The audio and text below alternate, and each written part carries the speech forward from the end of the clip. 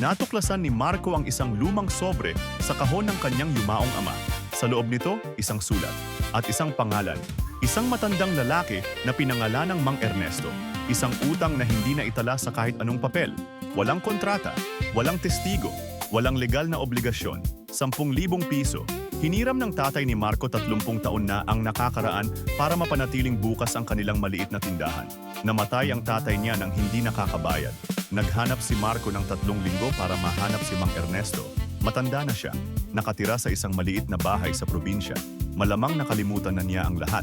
Nang kumatok si Marco sa pintuan at inabot ang sobre, hindi nagsalita si Mang Ernesto sa loob ng mahabang sandali. Tapos sinabi niya, "Anak, hindi ko na ito kailangan." Sumagot si Marco, "Alam ko po, pero kailangan ko itong gawin." Hindi siya nagbayad dahil obligado siya.